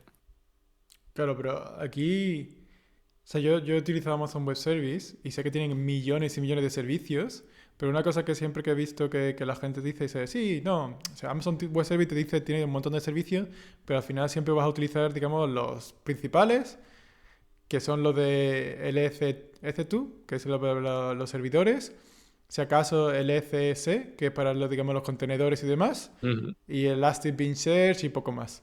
Entonces, ¿es tan importante saber de otros servicios? ¿Cómo lo ves Sí. tú? ¿O tanta ventaja te da tener otros servicios en Amazon Web Service que no en otras plataformas? Mira, yo ahora mismo te digo, llevo sin usar EC2 5 años. Ya ni me acuerdo la última vez que usé EC2. O sea, ya no se usa EC2. ECS se usa a diario. Lo bueno que tienes es no solo ECS, ECS es para contenedores, vale. Pero si yo ahora lo que quiero hacer es un balanceador de carga, porque tengo 3 servidores, tengo ELB. Vale, pero no solo eso. Es que yo me quiero integrar con un bus de datos externo. Pues tengo Event Bridge. Vale, pero es que además lo que quiero es tener cron, expresiones cron para hacer distintas cosas. Pues pongo con Event Bridge Scheduler, ¿vale? Y lo integro con Lambda automáticamente. Lo tengo todo integrado en 2 clics. Si quiero hacerme un sistema de monitorización, tengo CloudWatch Log que tiene todos los logs, más CloudBot Insight, en el que puedo hacer queries sobre millones de líneas sin levantar un servidor. Si quiero hacer tema de Big Data, tengo MR en serverless. Si quiero hacer tema de científico de Data Scientist para entrenamiento de modelos de Machine Learning, lo puedo hacer en cuestión de 5 minutos. O sea, puedes hacer todo lo que necesites y claro, dices, no, claro, es que solo vas a usar eso. Hombre, si vas a montar un WordPress no vas a usar otra cosa. Pero incluso para montar un WordPress en El like cluster, sale, ¿no? Ah, tienes el Lysel. Lysel es para montar un... Lysel es un VPS, lo que sería el VPS de toda la vida, un ARSYS o algo así. Un one-on-one. ¿Cómo es one-on-one? ¿Esta? sí, Creo que una sí, ¿no? Se llama plataforma así, one-on-one. básicamente Sí. para dar dos clics Que y te te da monte. un... Eso es. Pero si yo quiero un WordPress de verdad que aguante tráfico, lo que voy a necesitar es un WordPress que escale. Y para escalar necesito que tenga un sistema de ficheros compartido. Ahí ya necesito meter otra cosa, que es un EFS. Pero es que además, no solo eso, necesito que mi sistema de envío de datos a los clientes sea global. Necesito un CDN. Tengo CloudFront para el CDN. Entonces, como a nivel novato, por así decirlo, vas a usar 3 servicios, pero yo he estado trabajando en empresas en las que teníamos cuentas de AWS, en las que teníamos 50 cuentas distintas, teníamos una factura mensual de $30.000, Poco en me la que parece. hacíamos, claro, no, pero teníamos temas de Big Data, teníamos temas de integración con los servicios, con los servidores que teníamos on-premises, directamente con la red de Amazon por fibra. O sea, tiene un montón de cosas que otros no tienen. Y puedes hacer todo lo que quieras. A nivel de usuario es probable que no lo hagas nunca. Pero a nivel de consultor o de Solutions Architect vas a usar más servicios. Vas a usar muchísimos. SQS y SNS se usan muchísimo también. Todo el tema de, de lo que es la gestión de identidad, de cómo manejan las políticas de seguridad de Amazon, es de las mejores que hay. Y de hecho yo se la he copiado para un proyecto mío propio que tengo en mi GitHub, que se llama NES.js ABAC, que es un sistema basado en cómo lo tiene AWS con las policies para hacer todo el sistema de gestión de una API. Ujú. Porque es muy bueno como lo tienen hecho. O sea, también entiendo también por la estabilidad que tiene Amazon Web Service, aunque quizás Mm. la interfaz no sea tan buena, la verdad, no es como muy La bonita. interfaz, claro, es que eso es lo que mucha gente dice. Dice, es que esta interfaz, digo, es que Amazon Web Services la han hecho gente de backend. Entonces la Sí. interfaz va a ser muy fea. Pero es que a mí me da igual, yo no entro a la consola de AWS. Yo lo hago por el SDK o por el CDK incluso. Yo no entro a la consola de AWS a levantar una instancia de C2. No entro a crear una cola de SQS o a levantar un clúster de CS. Eso no lo hago. Lo hago todo con plantillas de infraestructura como código, ya sea con CloudFormation, con Terraform, con CDK o con lo que sea, o incluso con SAM. Pero no te vas a meter. Si lo quieres hacer bien, no lo haces desde la consola. Otra cosa es que yo en mis vídeos lo hago desde la consola para enseñar cómo se hace. Pero también lo que digo siempre, esto es mejor hacerlo con infraestructura como código y tengo vídeos en los que lo hago con infraestructura como código, en CDK, por ejemplo.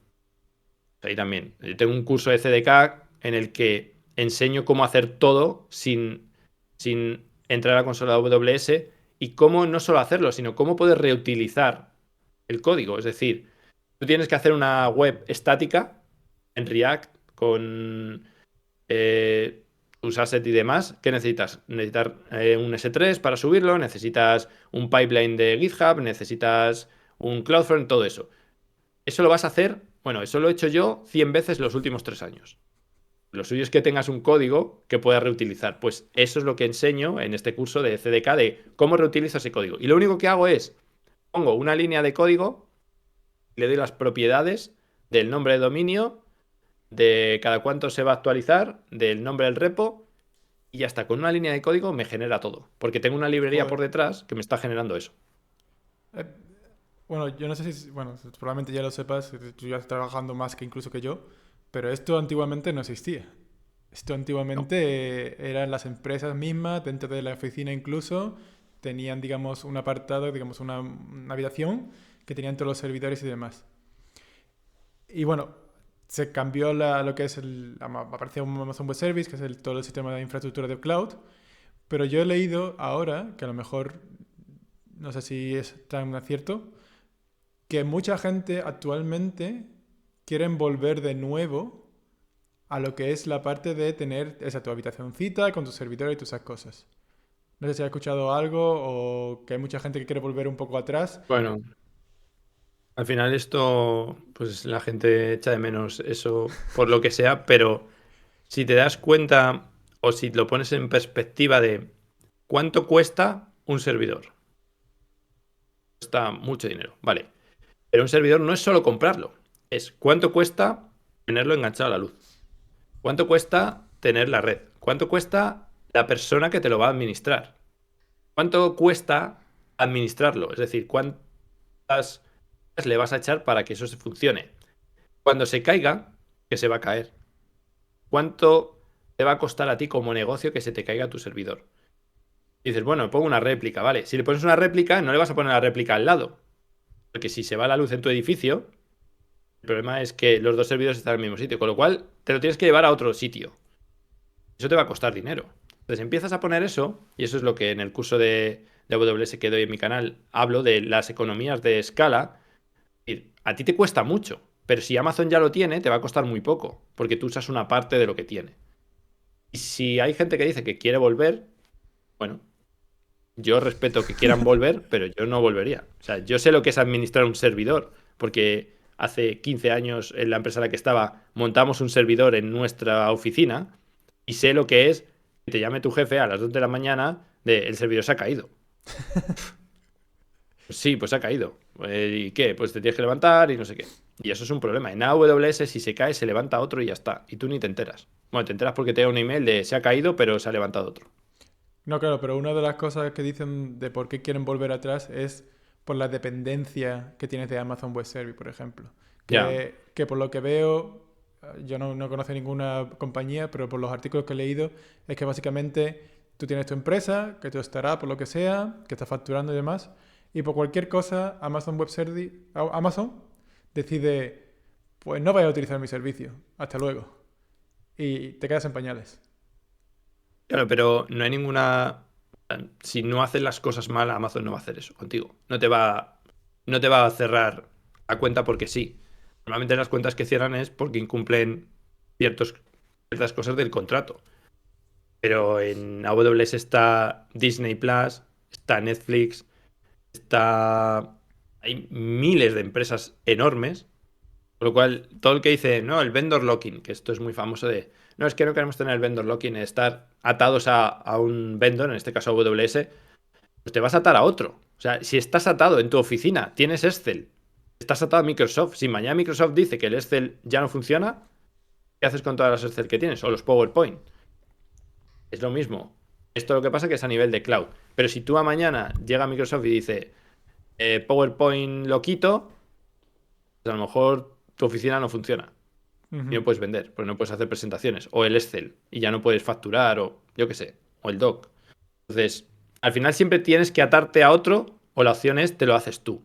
Pero hacértelo tú cuesta 50 veces más que estar con otro. Yo entiendo que la gente no se quiera meter y que tenga el miedo de, ¿y si cierra? Bueno, ya. Pero Claro. también, por esa regla de tres, tú vives en un país. Y si tu país mañana decide cambiar las leyes y decir que todo lo que ganes se lo quedan ellos, ¿qué vas a hacer? ¿Vivir en una isla tú solo y comprarte una isla? Expropiar, ¿no? Claro. Es que es así. Entonces, siempre tienes una incertidumbre, pero es menos cuando estás en una empresa muy grande a nivel mundial. Ujú. Bueno, y si quieres ahora ya pasamos, digamos, a la Java, porque eh, según has dicho, has contado, tú empezaste con Java 5, ¿fue? Sí, Java 5. ¿Cómo era ese mundo tan con Java 5 y demás? ¿Cómo lo recuerdas? Bueno, al menos, a ver, yo empecé con Java 5, pero teníamos alguna aplicación todavía en Java 4. Hostia. Y alguna vez he visto código en Java 4, pero realmente a programar en Java 5 y al poco ya empezamos con Java 6, porque ya estaba Java 6 cuando yo empecé, pero todavía no se estaba usando. Y a mí lo que me cambió la vida es los generics, porque yo empecé programando en Java, pero al poco empecé ya a ser lo que se llama por aquel entonces un arquitecto de software, que yo lo que hacía eran las librerías para que otros programasen. Yo hacía librerías abstractas para que otros pudiesen hacer cosas muchísimo más complejas. Y yo en una de las empresas en las que estuve hice una librería en la que nos permitía generar aplicaciones en cuestión de horas, aplicaciones enteras de gestión, CRMs enteros, en cuestión de Joder. horas, adaptados a cada uno de nuestros clientes. ¿Vale? Entonces, ese era mi trabajo. Ahí es donde yo aportaba mi valor y todo eso lo hacías al final porque tenías el poder de los generics, el poder de programación funcional y todo eso que te hacía ir mucho más rápido. Realmente, de Java 5 al 6 cambió un poco las cosas. Luego el 8, ahí ya sí que se dio un salto más grande porque ya se metió mucho en programación funcional. Yo entré, Sí, antes del 8 yo había estudiado Scala y a mí Scala me flipaba y yo decía, yo quiero trabajar en Scala. Pero claro, aquí en España en Scala había 2 empresas, nada más. poquito, sí. AppLabs y poco más. Entonces, pero yo hice un curso de Scala, bueno, yo me acuerdo de ese curso de Scala. Hice el curso de Scala en el que te explicaban toda la programación funcional, pero de verdad. O sea, la de hacer interfaces y APIs totalmente abstractas. Y hice el curso de Scala, me moló un montón, y luego tenían el curso de Scala avanzado. El curso de Scala avanzado, recuerdo el primer día, cuando salí, dije, no me he enterado de nada. O sea, era en blanco. Dije, soy un inútil. Digo, es que no me he enterado de todo lo que ha contado, porque era tan sumamente abstracto que no me enteré de nada. Y al viernes siguiente, lo teníamos los viernes por la tarde, llegué ahí y estaba hablando antes de entrar con otros compañeros. Digo, tío, yo es que, digo, el viernes pasado salí fatal, digo, porque no me enteré de nada. Y el siguiente Llegué al día. viernes siguiente y hablando con uno de los chicos antes de entrar, otro de los chicos que estaban en el. Digo, joder, macho, digo, es que salí el viernes pasado, digo, que no me enteré de nada. Y me dice, menos mal, creía que era yo, que era idiota. Dice, pero si no te has enterado tú tampoco, dice, lo mismo es que. Pues no nos habíamos enterado ninguno porque era tan sumamente Abstracto. complejo Mm. y abstracto porque metían temas de optics y temas. Bueno, Una era fumadao. una auténtica locura, pero una locura. A mí me gusta mucho, pero claro, a mí me gusta todo lo que es la abstracción de código, todo lo que es funcional y todo lo que es código limpio, pero era tan abstracto que era ya demasiado. O sea, llegabas un momento que Sobrepensado, decías, ¿no? sí, pero tenía mucho sentido para lo que ellos hacían, porque ellos trabajaban con bancos y no sé qué, y tenían una aplicación que lo usaban y tenía todo el sentido usarlo en esa aplicación. Ahora, yo de lo que aprendí ahí no usé nada, del avanzado. El otro sí, pero el avanzado nada. Bueno, son conocimientos que se aprenden y nunca se sabe, ¿no? Mm. O sea, todo el tema de mónadas y funtores y todo eso lo he aplicado en distintos proyectos. No solo de Java, sino también en Node.js, porque se puede hacer, el concepto es el mismo, con todo lo que tienen. Y te da mucha potencia. Pero lo que vi en ese curso es que ni me acuerdo ya. Pero claro, o sea, tú lo que dices también es que tú estabas yo creo que empecé con Java 7, pero igualmente tú empezaste Java 5 y incluso con Java 4 y hacías librerías y por aquel entonces yo entiendo que Internet o estaba muy nuevo, o sea, la información muy escasa, o quizá incluso no había en Internet, ¿no? O sea, Sí, ¿cómo, de internet sí cómo, había, hombre. sí había por ese tiempo?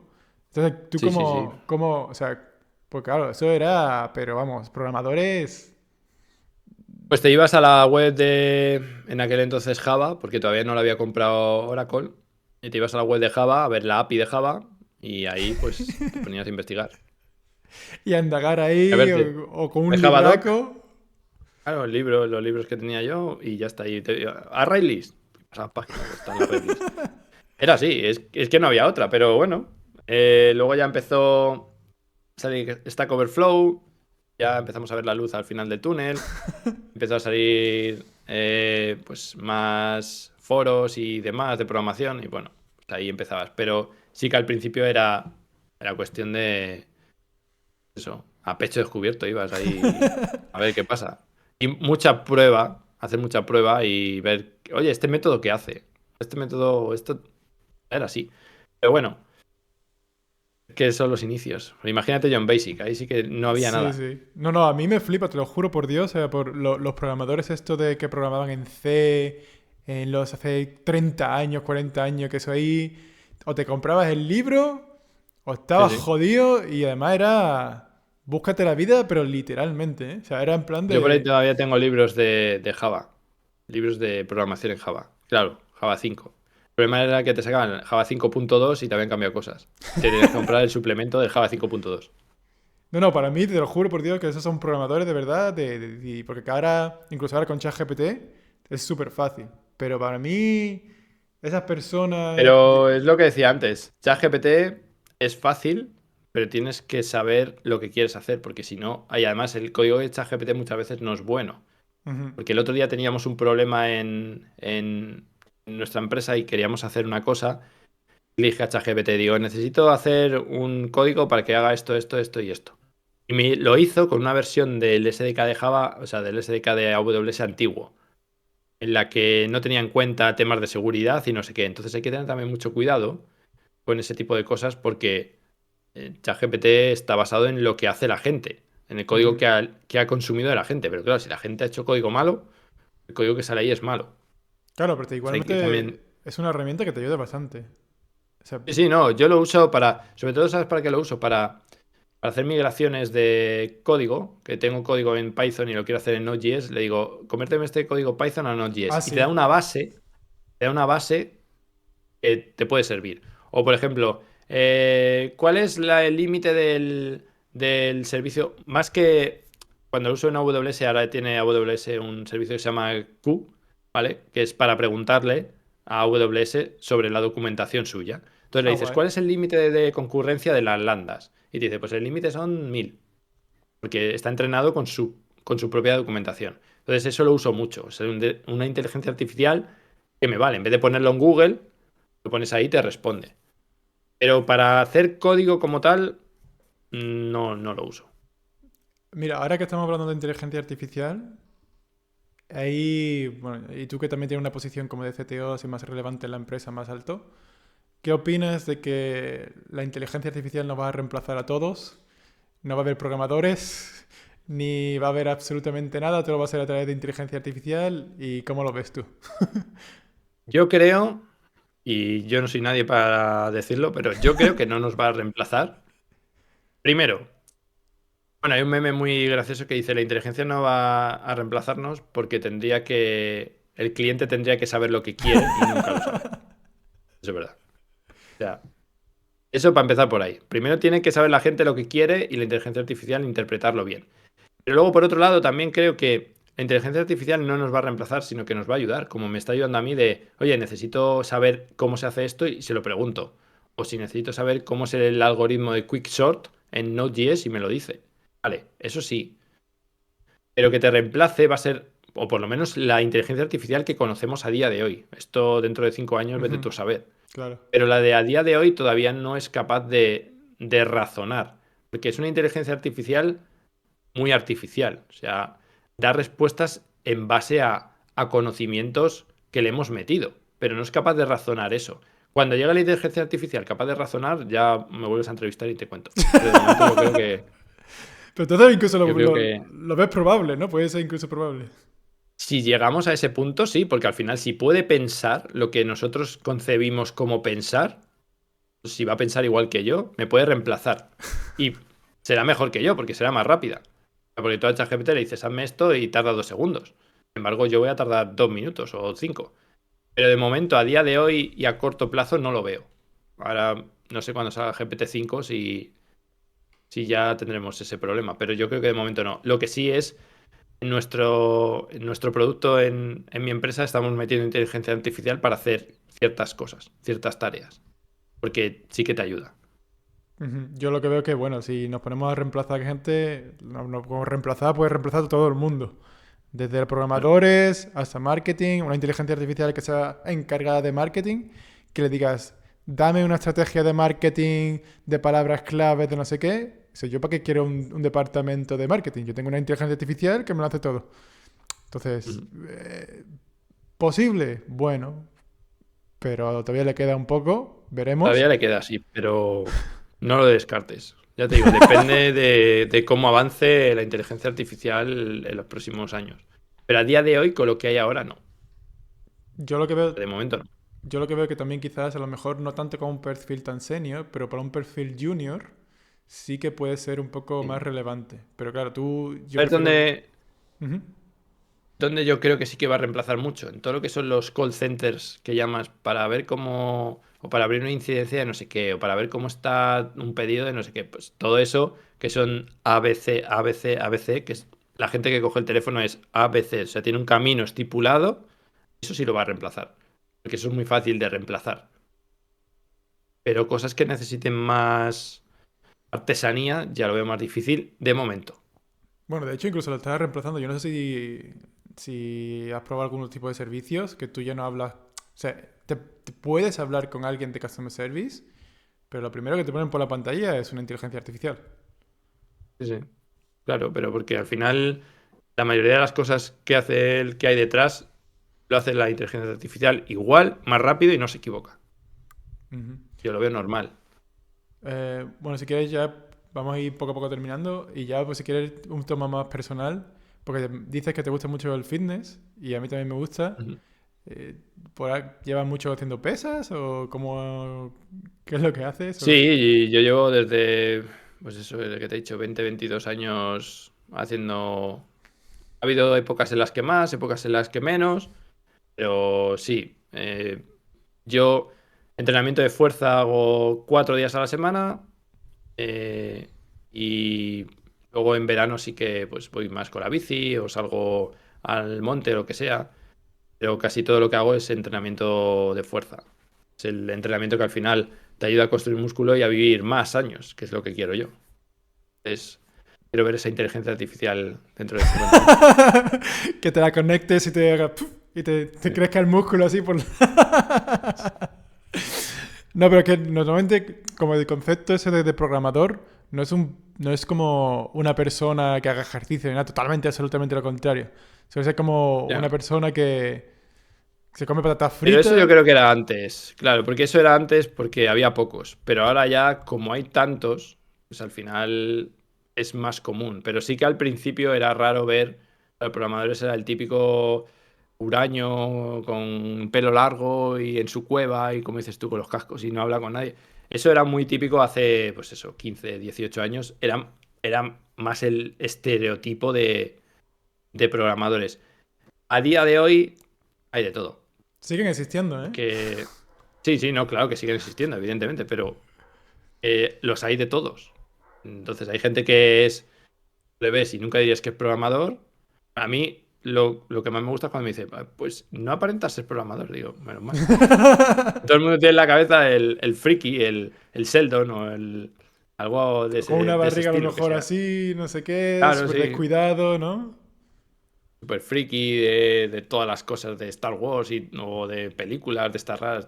No, yo soy una persona normal y que me cuido y no sé qué. Y claro, me dicen, pero es que no parece que seas programador. Digo, muchas gracias, hombre. Bueno, a mí sí me gustan las cosas raras, Pero así que de Star Wars y demás, pero sí, no. bueno, pero a todos Me nos gusta ducho. algo raro. O sea, bueno, yo aquí ves, tengo mis libros de Marvel y de Dragon Ball y todo. O sea, que claro que me gustan las cosas, pero no es como antes que era solo los programadores eran los que jugaban al Dungeons and Dragons y estaban Eso. todo el día en casa de sus padres metidos ahí en su trastero jugando. No, ahora ya hay de todo. Hacemos también ejercicio y nos cuidamos un Sí, poco y nos gusta alimentarnos y demás y no simplemente comiendo pizza y patatas fritas. eso es. Bueno, y si quieres ya, pues digamos la última pregunta, que me gusta preguntarla es, si tú tuvieses que dar, ¿qué es para ti un buen programador? Para mí un buen programador es alguien que le gusta lo que hace, pero que le gusta de verdad. Es decir, pues como decía yo el otro día con un amigo de ¿por qué soy tan bueno? Porque me decía, había gente que en mi... Esto lo digo en el podcast este que te comentaba antes que tenía yo en otro canal, en el que decía, es que me decían cuando empezaba, es que llevas 2 años y eres mucho más bueno que gente que lleva 10 años. Pero claro, digo, la diferencia es que a mí me gusta lo que hago, que no solo lo hago en el trabajo, sino cuando salgo también lo hago, porque cuando llego a mi casa me pongo a programar. Los fines de semana me voy al Comic Conf o me voy a un meetup un jueves por la tarde a aprender tecnología. Que aparte de eso, va a un meetup un jueves por la tarde a seguir aprendiendo. Que cuando hay que hacer algo es el primero que está ahí para querer hacerlo y que no tiene miedo a enfrentarse a nuevas cosas. Es decir, pues ahora hay que montar un servidor de Big Data, pues se monta, como hice yo, en el que teníamos en nuestra oficina, que lo monté yo y no tenía ni idea, pues y aprendes de qué es Hadoop, qué es Zookeeper, qué es todos los servicios que había ahí, montarlo. Eso es un buen programador, alguien que no está aquí solo como es un trabajo más, sino está aquí porque le gusta y porque quiere seguir todos los días aprendiendo cada vez más, más, más, más y más. Eso es mi definición de lo que sería un buen programador. Y yo me considero que soy un buen programador por eso, porque es mi pasión. O sea, hay muchos amigos míos que me decían, "Tío, pero deja de trabajar, porque estás trabajando después del trabajo". Digo, es que para mí es mi hobby también. Digo, es que Ujú. me gusta aprender nuevos frameworks, me gusta aprender nuevas tecnologías. Es que disfruto con esto. Igual que tú disfrutas pintando figuritas o disfrutas haciendo maquetas de aviones, yo disfruto haciendo esto. Y dicen que es trabajo porque es lo mismo en lo que trabajo. Bueno, pues tengo la suerte de que mi hobby y mi trabajo es lo mismo. Pero a mí eso no me parece que sea más trabajo. Vale, lo que pasa es que luego lo puedo aplicar a mi trabajo. Pues mejor, porque es doblemente bueno. Aprendo nuevos skills que en mi trabajo me van a hacer ser más bueno. Pues fíjate, me estoy divirtiendo aprendiendo cosas y luego encima me van a pagar más porque sé más. Estupendo.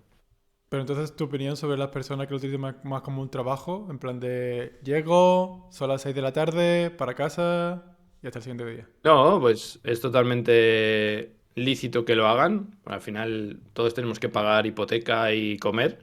Es lícito, pero esos son programadores. Ya está. Entiendo. Es como decir que es un buen futbolista. Pues el buen futbolista es el que entrena mucho, el que es el mejor, el que se cuida fuera del terreno de campo, el que todos los días en el partido está ahí. Eso no significa que no haya alguien que va, hace su trabajo y se La vaya, pachanga. sea mejor o peor. Claro, pues ya está. Pero no vas a llegar nunca tan alto como si lo haces desde tu pasión y desde el Kaizen, ¿no? El mejora continua. Todos los días hay que mejorar, todos los días hay que aprender y todos los días intentas ser mejor. Evidentemente vas a tener más resultados que si es de 9 a 5 y me voy a casa. Vale, Entiendo. bueno. Ya bueno. Pero que no pasa nada, ¿eh? Si eres así y es tu forma de vida. Pero eso se ve en las empresas y son los que no llegan lejos. O sea, yo tenía un compañero que yo me cambié de empresa. Y en la empresa en la que estaba antes, él estaba mal y no sé qué, le dije, vente conmigo aquí a mi empresa, no sé qué. Hizo la entrevista, entró en mi empresa. Y a los 2 meses se fue porque decía que es que aquí se trabaja mucho y hay muchas cosas que no sé hacer. Yo prefiero estar resolviendo bugs de cosas que ya sé.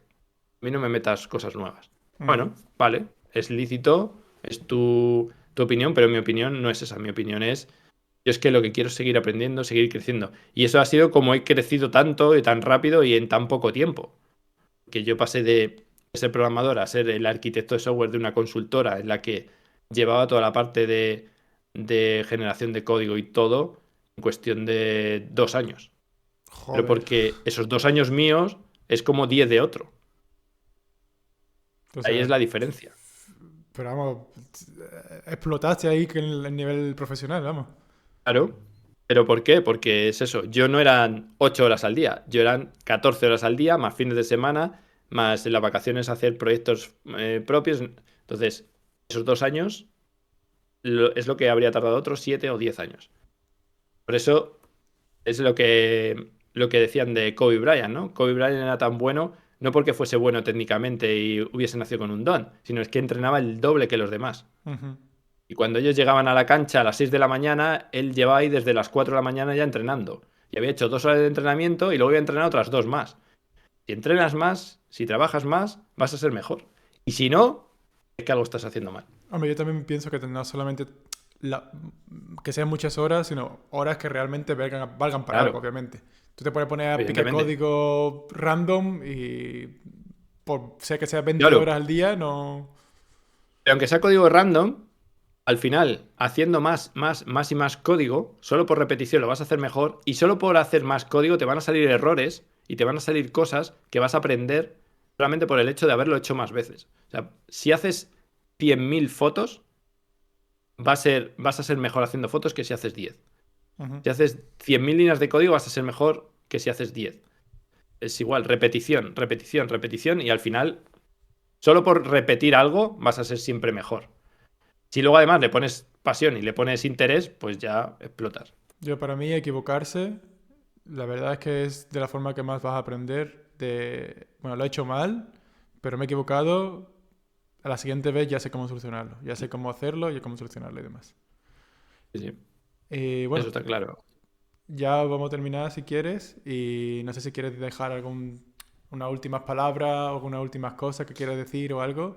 No sé si de ti, de tu canal, lo que quieras, vaya. Yo, vamos, del canal ya he hablado mucho, ya no voy a hablar más. Y lo único, pues a la gente que vea esta entrevista y que quiera llegar a ser CTO algún día, lo que tienes que intentar es cada día ser mejor, cada día aprender una cosa nueva. Y si no sabes algo y en tu empresa hay que hacerlo, tú te apuntas. Así es como lo hice yo. O sea, yo era el hombre orquesta que hacía todo en mi empresa y he aprendido muchas cosas porque si solo aprendes de programación, te quedas ahí. Pero yo en la empresa esta aprendí sistemas, aprendí de redes, aprendí de trato con cliente, porque también tenía que mandar emails a clientes, aprendí de Big Data, aprendí de todo, aprendes de todo. Y si aprendes de todo, al final dicen, el que mucho abarca, poco aprieta. Y es verdad. Pero lo que tienes que hacer es tener una base de todo y luego especializarte en algo. Yo tengo una base de muchas cosas y me especialicé en programación. Pero yo soy capaz de meterme en una máquina de Linux y copiar archivos o ver los puertos que están abiertos o instalar cosas. No soy un experto en administración de Linux, ni en Bash, ni en ese tipo de cosas, pero sé hacer un script Bash básico. Bueno, pues con eso es suficiente. Soy muy bueno en qué? En programación y luego me metí de lleno en el mundo de AWS en cloud. Soy muy bueno en esas dos cosas. Ahora, si me dices que te haga un script bash, que me compruebe los ficheros que están de no sé dónde y tal, no sé hacerlo. Ujú. Pero tengo la teoría o tengo la base como para ir a Google y preguntar cómo lo haría. Para Entonces, aprender, ahí la sí que, capacidad de aprender algo nuevo, claro, básicamente. sí, y de saber de, pues eso, cuando están montando un sistema de archivos distribuidos, como estaba montando yo, pues tuve primero que enterarme qué es un sistema de archivos distribuidos y cómo funciona. Los nodos, los maestros, no sé qué, vale. Entonces, yo no soy experto en sistemas de archivos distribuidos, pero si alguien me habla de ellos, sé por dónde van los tiros. Y sé por dónde buscar en Google o en ChatGPT cómo preguntar ese tipo de cosas. Pero es lo que le diría a la gente, que aprenda, que tenga una buena base y luego que se especialice en algo. Muy bien. Pues bueno, pues muchísimas gracias, Rubén. Yo la verdad que te aprecio mucho lo que es el tiempo y también pues ya incluso hacerlo público, lo siento mucho que haya tantos problemas técnicos. Yo lamento demasiado todos los problemas técnicos que hemos aquí en el podcast. Pero igual, muchísimas gracias. Y bueno, tú Ah, estás en Madrid, ¿verdad? sí, Y yo pues bueno, ahora mismo pues estoy en Alemania, vivo en Alemania, pero la verdad es que sería un placer si algún día que baje o lo que sea, pues nos tomamos una cerveza en un café o lo que sea, estaría de puta madre. O incluso si vas a otra convención de Amazon o lo que sea, pues nos vemos por allí, por lo menos saludarnos y vernos cara a cara, aunque sea. en junio tienes el AWS Summit Madrid, así que si bajas, ahí yo siempre estoy en ese Summit. Además, como soy AWS Community Builder, hacemos siempre cosas allí en el Summit de Madrid. Guay, pues lo echaré un vistazo y a ver si por lo menos, yo que sé, un café o lo que sea, nos vemos y hablamos Sí, un sí. poquillo, ya un poco quizás más personal o lo que sea. Y nada, pues muchísimas gracias. Yo como digo, ya te dejaré lo que es los enlaces del canal o si tienes alguno en concreto, lo que sea, pues lo dejaré en los comentarios y en la descripción. Y nada, muchísimas gracias por tu Un tiempo placer, y muchísimas gracias por todo. un placer. Genial. Adiós.